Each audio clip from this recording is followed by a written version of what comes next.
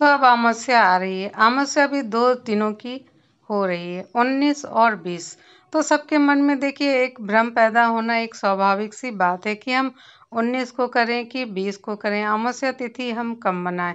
तो अमावस्या तिथि महीने में एक बार ही आती है और ये 19 तारीख की आपको दोपहर में, मतलब 19 नवंबर को दोपहर से आपको ये प्राप्त होगी, यानी कि 11 के लगभग ये आ जाएगी और ये रहेगी 20 तारीख तक। तो 20 तारीख को आपको क्या करना है, 19 को क्या करना है, ये मैं पूरी आपको संपूर्ण जानकारी देने की कोशिश कर रही हूँ। तो आप लोग ज़रूर ये सुनिए।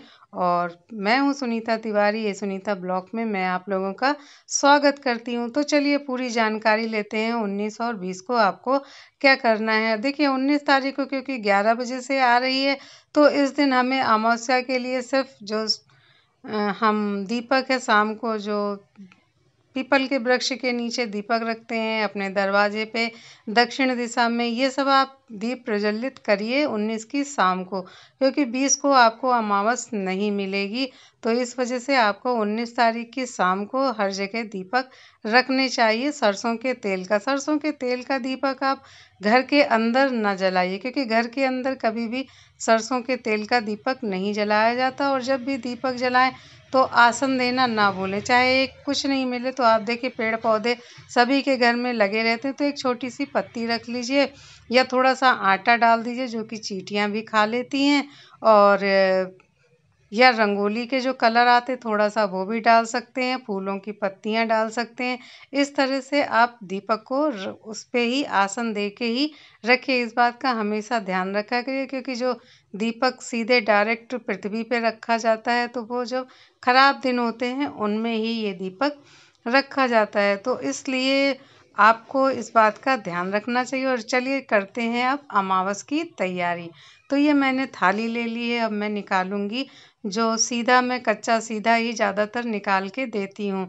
तो ये मेरा आटा हो गया है, नमक रखूँगी मैं, चावल रखूँगी और उड़द की दाल। देखिए नमक का दान ज़रूर करना चाहिए कि बिना नमक के तो सब अधूरा ही रहता है। तो ये काले है उड़द की दाल ही मैं अमावस तिथि पे दान करती हूँ। और ये चावल हैं, तो ये सब अपनी आप क्वांटिटी के हिसाब से ले लीजिए, कितना आपको दान करना है, कितना दान कर सकते हैं, तो उस हिसाब से आप रखिए। और ये मीठे में मैंने गुड़ लिया है।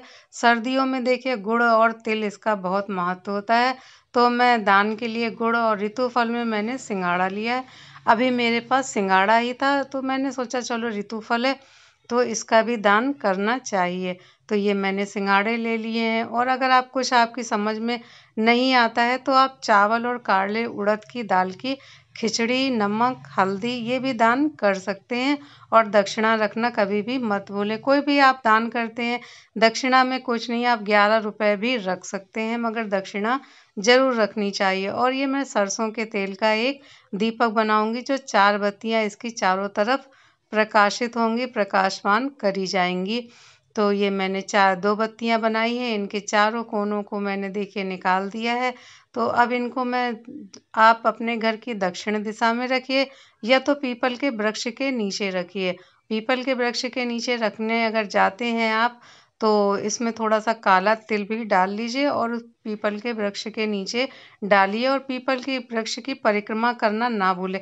तो ये आपको करना है 19 नवंबर को, यानी कि 19 तारीख की शाम को आपको ये दीपक प्रज्वलित करना है। जहाँ भी कर सकते हैं आप, पीपल के वृक्ष के नीचे या आप घर की दक्षिण दिशा में। तो इस तरह से आप अमावस्या तिथि करिए। और 20 तारीख को घर में स्नान करिए, गंगा जल डाल के हर हर गंगे करके स्नान करिए। तो इस तरह से आप अमावस की दोनों तिथियां मना सकते हैं आराम से, बिना किसी सोच विचार के। और अमावस तिथि को दान जरूर करना चाहिए, कुछ कुछ जो भी आप कर सकते हो आसानी से। तो आई होप आप लोगों को ये जानकारी अच्छी लगी है। अगर अच्छी लगी है तो चैनल को सब्सक्राइब करना ना भूलें। और कुछ भी आप लोग और भी जानना चाहते हैं या किसी विषय में और जानकारी चाहिए आप लोगों को, तो आप कमेंट के माध्यम से पूछ लीजिए, मैं पूरी जानकारी आप लोगों को देने की कोशिश करूंगी। राधे राधे, फिर मिलते हैं।